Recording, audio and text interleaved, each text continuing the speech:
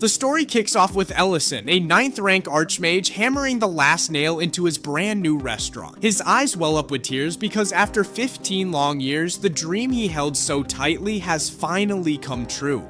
15 years earlier, Ellison had been just a high school culinary student with hopes of becoming a chef, but his life ended suddenly in a truck accident.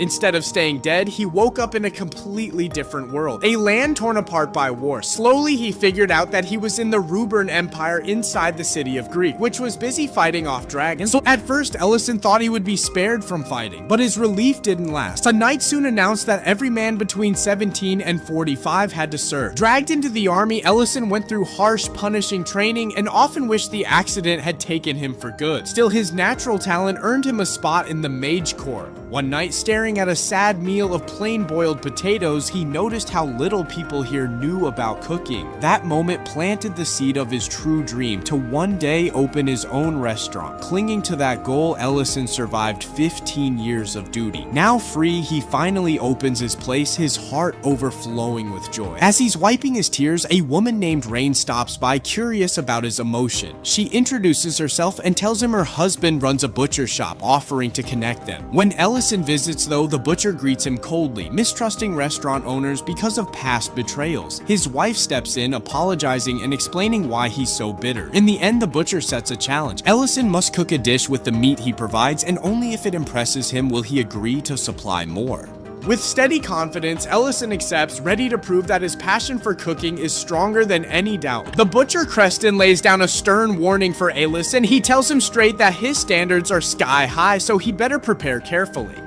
His harsh tone rattles Ellison a little, and Creston smirks, teasing him for looking scared. Before things can spiral, Rain smacks her husband and quickly apologizes, but Ellison stays calm and reassures them that he'll cook for him no matter what. With quiet self-assurance, he even invites the couple to come by his restaurant later that evening for dinner. Rain worries though when she notices the meat Creston handed over just uba belly fat. In this world, uba is simply pork, and the belly portion is considered cheap and unimpressive. But Ellison doesn't see it that way. To him, it's the perfect choice for making grilled pork belly, especially since the cut is surprisingly good quality. With a little help from his magic, he gets to work preparing it. Meanwhile, Creston and Rain have their own spat. She scolds him for being unfair, while he admits he only wants to see if Ellison is truly skilled. A flashback slips in, showing Ellison during the war, saving a comrade with his Surl Blade spell. Back in the present, he uses that same technique to slice the pork cleanly, letting the seasoning soak deep inside. When the couple shows up at the restaurant, Rain immediately praises how tidy the place is, while also keeping her hot-headed husband in line, frying pan in hand just in case. Inside, Ellison focuses on the pork, grilling it with care, controlling the heat, sprinkling the right amount of salt, and serving it alongside a crisp, fresh salad. The result leaves both stunned. Rain can't stop gushing over how delicious it is, while Creston, stubborn as ever, still finishes every bite and even asks for more.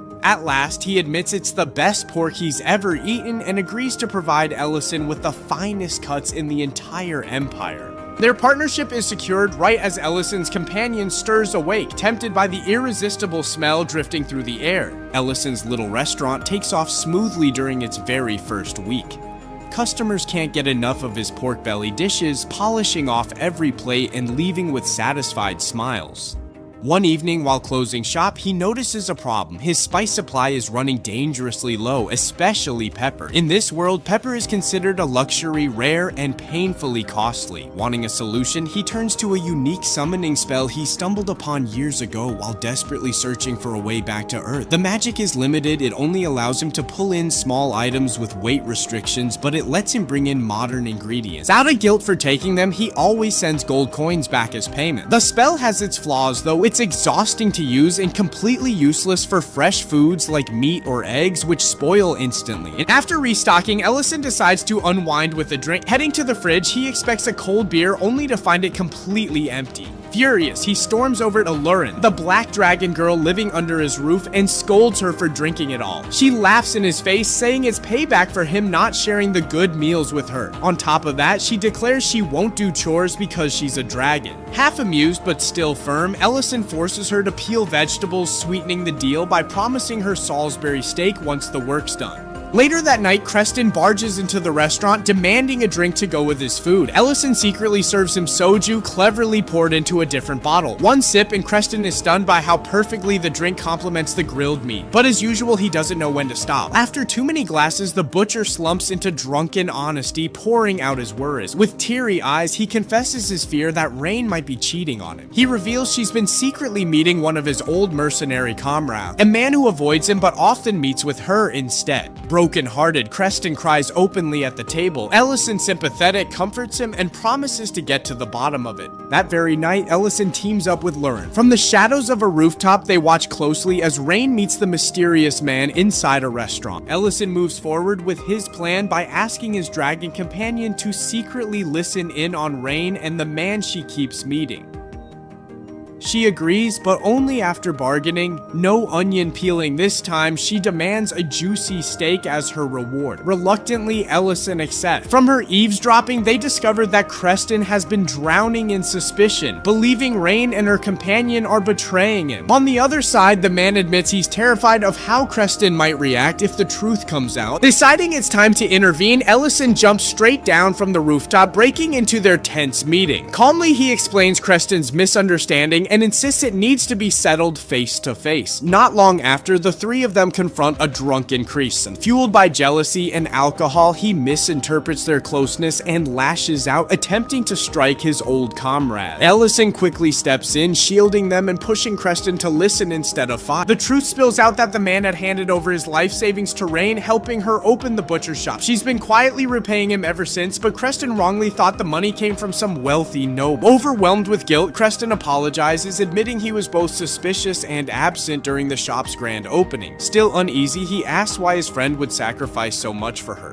Before the tension can rise again, Ellison interrupts, serving steaming hot shabu shabu made with fresh Baloran meat and vegetables. Creston is amazed at the thin slices of meat swirling in the broth while both men eat heartily, reminded of their soldiering days when they had survived on a rough stew made from hunted Balorn. The warmth of the meal helps soothe old scars, and by the end, the two mercenaries reconcile, laughing like brothers again. Later, the Dragon Girl corners Ellison, nagging him for breaking his steak promise, though he brushes her off with a grin, distracted by Ment's praise. Impressed, Ment even asks Ellison to cook for his entire mercenary band before their next mission, leaving Ellison quietly overwhelmed by the request. Ellison instantly regrets promising chicken for the mercenary gathering once he realizes just how troublesome it is to actually catch one in this world. A quick flashback reminds him of Creston's warning that chickens were a rarity here, though a few might be found wandering around the lemon forest. After hours of chasing, Ellison is drained and finally asks Lauren for a hand. She agrees, but only if he takes over dishwashing duty later. With a single fiery glare, she roasts the unlucky bird to ashes. Ellison can't help but tease her with a playful compliment, which she smugly takes as proof of her strength. Later, while she relaxes with a beer, he warns her not. She smugly takes as proof of her strength. Later, while she relaxes with a beer, he warns her not to drink it all since he still needs it for the feast that night. And by evening, Ellison's restaurant is crowded with mercenaries filling every seat. Some laugh and doubt the food, ridiculing Ment's praise, while others defend his work. When Ellison finally brings out his chicken dish, the entire room falls silent in disbelief. Miltine in particular scoffs, claiming even skilled hunters can't manage to catch one. But after the first bite, their skepticism disappears. Every soldier is stunned at how flavorful the chicken is. Rushing between tables, Ellison calls on Lauren for help. She resists while insisting that serving humans is beneath her dignity as a dragon. But Ellison gently reminds her of the dream they both share to run this restaurant together once the war is over. With an annoyed sigh, she agrees and pitches in, helping tirelessly until fatigue finally wears her down. To thank her, Ellison sets aside a plate of crispy fried chicken with a cold beer, praising her for acting grown up. She leans her head against his shoulder, muttering that she's only helping because it's their restaurant.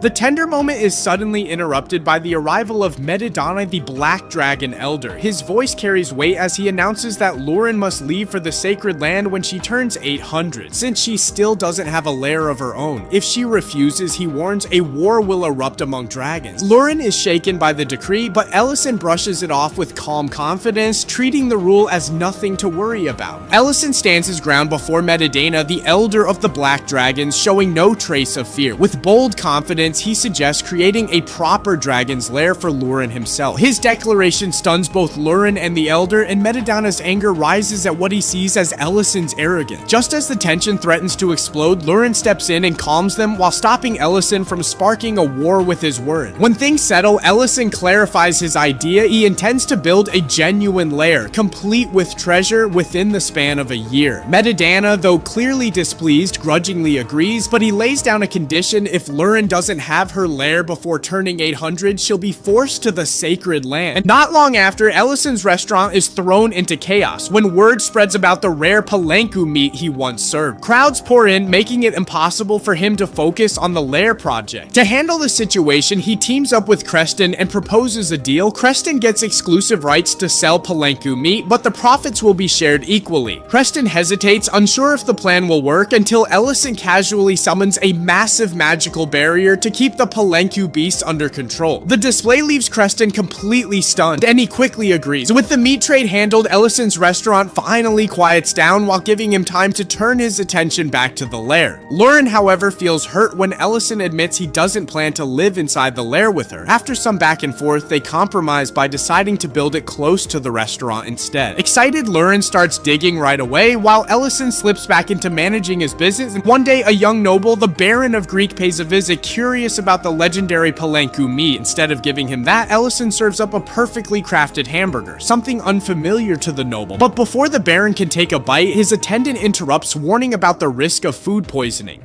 Reluctantly, the noble leaves a single gold coin on the table and departs without tasting it. Later, unwilling to let his effort go unappreciated, Ellison personally takes the reheated burger to the Baron's estate. With steady insistence, he urges the noble to finally try the meal, refusing to let interruptions ruin it this time. Dion, the young Baron, nearly loses himself when heavy knocking rattles his chamber door. His body trembles, sweat dripping down his forehead as he stares at Ellison in panic, desperately asking what to do. Unfazed, Ellison calmly advises him to hold his ground and respond with dignity, using the authority of his position as heir. But Dion, convinced that no one respects him, sinks further into despair. The pounding grows louder, and just when tension peaks, Lauren sighs in annoyance. With perfect mimicry, she copies the Baron's voice and commands the visitor to leave immediately. To everyone's astonishment, the knocking halts at once, and a timid voice outside apologizes before retreating. Ellison simply remarks that this was exactly his point, while the astonished Baron, overwhelmed by gratitude, declares Ellison his master. Shaken but sincere, Dion begins to share his past. His mother had died giving birth to him, leaving him under the harsh influence of his stepmother. When his father later fell ill, his authority was stripped away, and the household servants dismissed him as insignificant. For years, he felt powerless, unable to imagine himself leading anyone.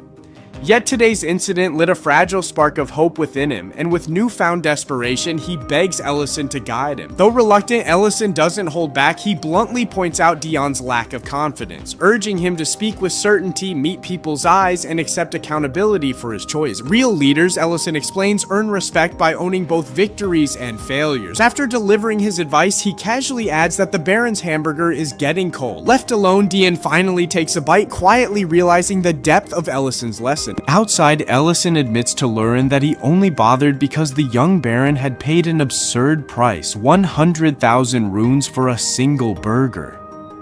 Elsewhere, at a small clinic, an elf physician named Elena confides in Rain, lamenting the constant prejudice she endures. Encouraged to try Ellison's restaurant for comfort, she gathers courage and goes. But when Ellison returns, he finds Lauren arrogantly bossing Elena around, demanding the elf serve her like a maid. Enraged at the sight, Ellison's fury sparks immediately. Just moments earlier, Lauren was lazily stretched out inside the restaurant when Elena carefully stepped through the door, her eyes scanning the room as if searching for someone specific. Spotting her, Lauren greeted her with casual curiosity and immediately noticed her distinct features, bluntly asking if she was an elf. Fascinated by Elena's graceful beauty, Lauren admired her aloud. Elena, remaining polite, returned the kindness with a compliment of her own, but when she innocently remarked that Lauren looked rather young, the atmosphere shifted. Lauren's smile grew sharp and dangerous as she coldly reminded Elena of her true age while questioning whether an elf had the right to speak so freely. In an instant, the air grew unbearably heavy, pressing down on Elena until fear overcame her and she collapsed, trembling. At that very moment, Ellison returned and quickly stepped in. He scolded Lauren for her behavior before gently welcoming Elena inside. To Elena's utter bewilderment, the terrifying dragon who had just overwhelmed her now broke into pitiful sobs, crying like a child. Stunned by the contrast, Elena asked Ellison if he was even human. He calmly confirmed that he was and explained that Lauren truly was a dragon, asking her to guard that secret closely. Shaken, Elena promised she had no desire to provoke such a creature. Wanting to ease the tension, Ellison changed the subject and asked if she was the elf council member Rain had spoken of. Elena admitted she was. To make her feel more at ease, Ellison prepared a simple vegetarian pasta, knowing elves could not handle meat. One bite left Elena astonished. The flavor was rich, layered, and unlike anything she'd tasted before. She confessed she rarely dined at restaurants, both because of her heritage and the lack of suitable dishes, but this meal surpassed all expectation. With heartfelt gratitude, she praised Rain's suggestion and declared Ellison's pasta among the finest she had ever eaten. Their moment of peace, however, was shattered when Creston and Nellen began arguing bitterly. Nellen had just learned he was not his mother's biological son, and emotions spiraled out of control. Before the fight could worsen, Rain burst into the restaurant in a panic, her voice trembling as she cried out the terrible news. The mine had collapsed and Nellen's mother was still trapped inside.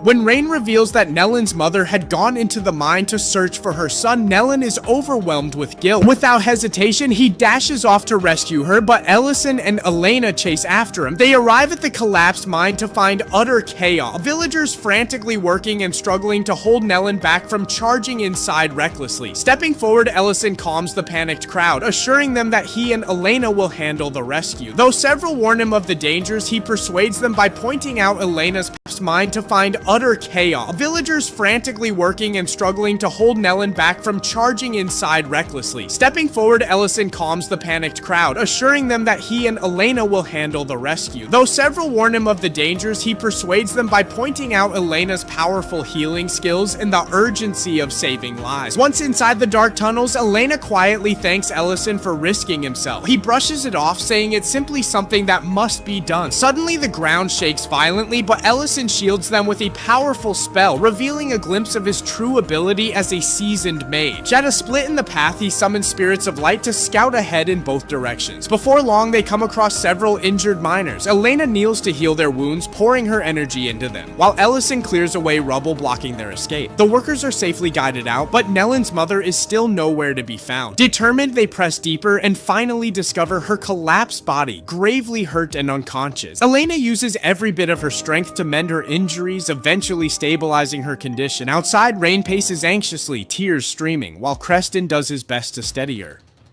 Ellison meanwhile comforts Nellen, who is tormented with guilt for pushing his mother away earlier when she had shown him kindness. When she awakens, weakly calling his name, Nellen breaks down. He throws his arms around her, sobbing and apologizing, while she gently reassures him that his safety has always meant more than anything else. Deeply moved by the moment, Elena reflects on her own hardships. She admits she once considered abandoning her clinic altogether, worn down by mistrust and loneliness. But Rain's encouragement and seeing the fire of human love and perseverance firsthand rekindled her hope. Exhausted from the ordeal, she nearly collapses, only for Ellison to replenish her strength with Elven-style mana transfer, leaving her stunned by his knowledge. Meanwhile, back at the restaurant, Lauren wrestles with her own frustration. In the middle of digging her lair, she fumbles and ends up accidentally drenching herself while grumbling in annoyance at her soggy state. Ellison makes his way back to the cave, only to be greeted by utter disorder. The ground is coated in mud, and standing in the middle of the mess with an almost smug grin is Lauren, clearly proud of her handiwork. When he demands to know what happened, she casually explains that while she was digging, water suddenly burst upward. Ellison quickly realizes she must have tapped into an underground vein and warns her about the serious risk of reckless digging. Without wasting time, he begins stabilizing these shaky cave walls with layers of magic. Surprisingly, Lauren lends a hand, casting her own protective barriers to keep the cave from collapsing entirely. Just as things start to settle, another surge of water gushes through, but this time it reveals a natural hot spring. Overjoyed, Lauren leaps straight in, only to yelp in panic at the scalding temperature.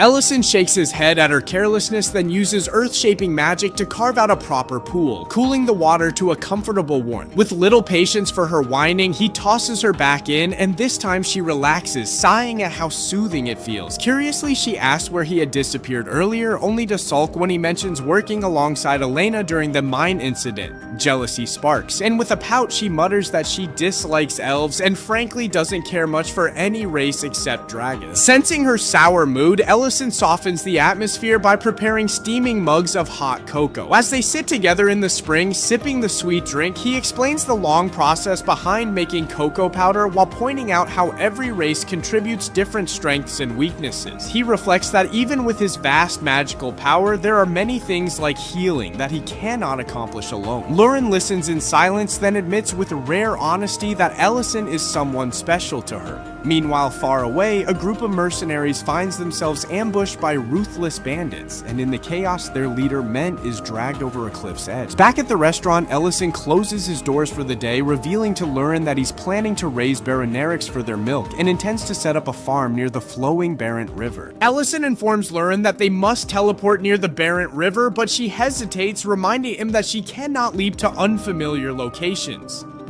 She recalls that her last successful attempt relied on following his cooking aroma. Despite her doubts, Ellison urges her to trust her instincts, and together they arrive mid-air above the river. As they plummet, they argue. Ellison urges her to use her wings, yet Lauren clings to him, refusing to transform into her dragon form. Resigned, Ellison cushions their landing with sorcery.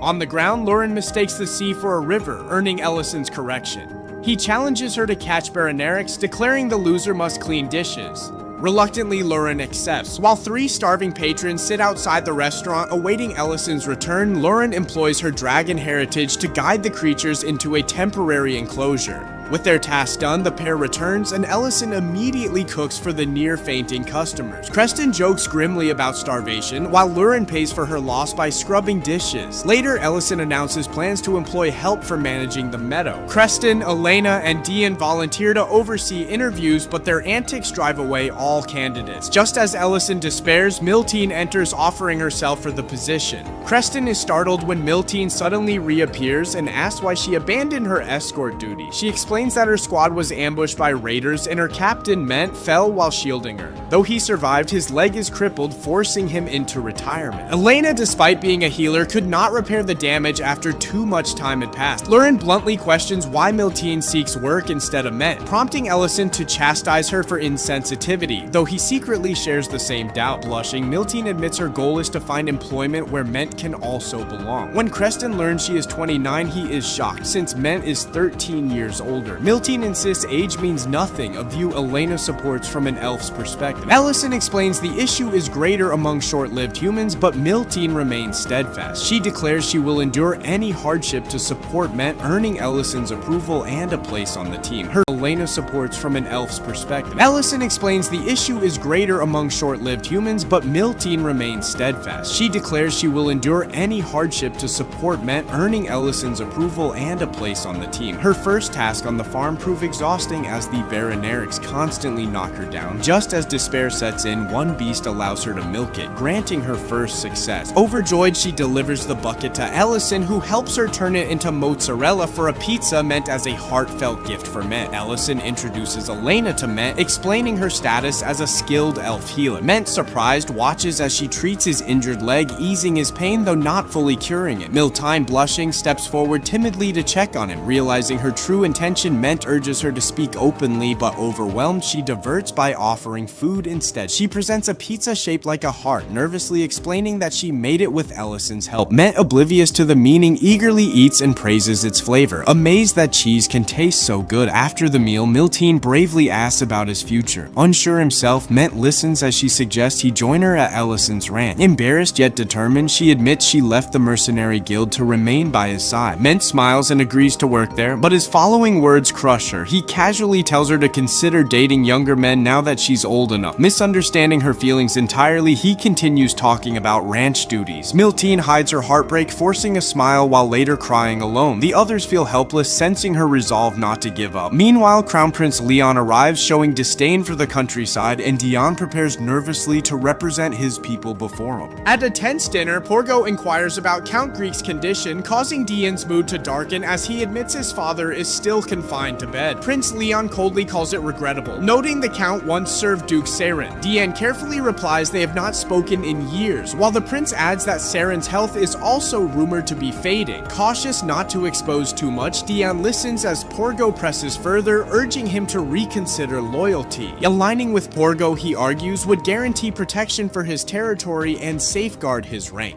Dion hesitates, stating he cannot decide instantly. Porgo then raises issues of civil unrest abroad and a vast irrigation scheme that will raise taxes, hinting that allegiance could ease such burdens. Shocked, Dion promises to announce his choice at a bang-in. Leon, amused, agrees, curious to sample new cuisine. At Ellison's eatery, knights intrude, threatening him until Vice Captain Darian intervenes, scolding them and apologizing. Remembering Ellison's past heroism and kindness, he impulsively vows to eliminate rival taverns to support him. Meanwhile, assassins ambush Prince Leon, but Grand Mage Madrin shields him with devastating sorcery, crushing the attackers with ease and proving her unmatched power. The ground trembles as boulders bury the assassins, leaving Crown Prince Leon unharmed. He admires the immense strength of Madrina, the Empire's Grand Mage, acknowledging her as their most powerful weapon. Though modest, she obeys Leon's command to eliminate the last surviving attacker, crushing him beneath stone. Observing from afar, Dion realizes the frightening rumors are true. Madrine is a 7th ranked sorceress capable of overwhelming armies alone. At Ellison's restaurant, he and Vice Captain Darian share a lighthearted exchange. Ellison teases him for his reckless nature, and Darian admits his flaws, promising to improve. Their moment is cut short when Darian senses the Crown Prince's arrival, and Ellison calmly grasps the true reason knights have filled the city.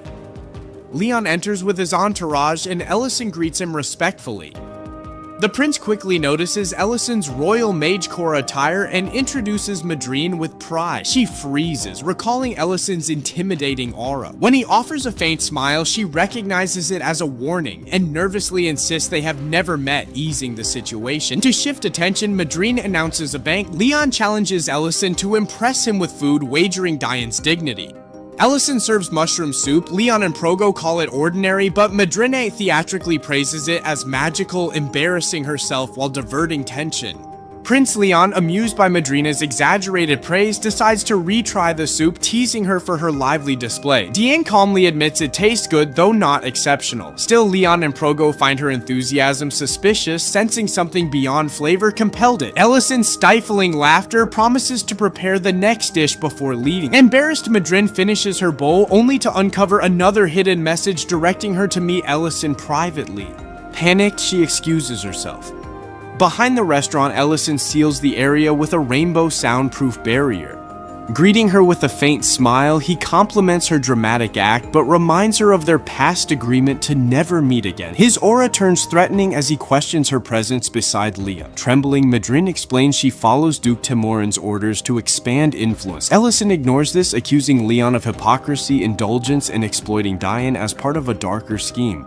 Madrine insists she cannot reveal secrets, pleading to leave. Shaken, she returns to the table, claiming she lingered on the soup's taste. Leon, skeptical, resumes the wager, mocking Diane. Yet Diane firmly accepts humiliation for his people, earning hidden respect. Ellison then unveils a clay-roasted chicken, its rich aroma and symbolism subtly challenging Leon himself. At the banquet, Ellison calmly holds a shard of clay while speaking about the Ruben Empire's decline. He explains that war with dragons has weakened it. The king's authority is fading and nobles now expand unchecked. His sharp words unsettle Crown Prince Leon, who sweats as Ellison suggests that abandoning ambition might be the safest path. Leon nervously insists he has no interest in politics, claiming to live only for leisure, but Ellison counters that this carefree image is merely a disguise. Duke Porgo, enraged, warns Ellison to stop, but Ellison continues, accusing Leon of secretly plotting to reclaim lost royal power. Furious, Porgo calls for Deputy Commander Darian and and orders Ellison's execution. Before blood is shed, Leon suddenly takes a loud bite of roasted chicken, laughing as he demands everyone enjoy the meal. His dramatic interruption shocks the room, but it diffuses the tension. Smiling, Leon declares Dion the winner of their bet and departs with his entourage. On the road, Leon reflects that Ellison's defiance shows strength and wonders if trust may be more effective than fear. Meanwhile, Ellison sighs with relief, later failing at barn building and joking about his lack of skill. Elsewhere, a fiery red-haired warrior named Serena, the Scarlet Dragon Guardian, appeared.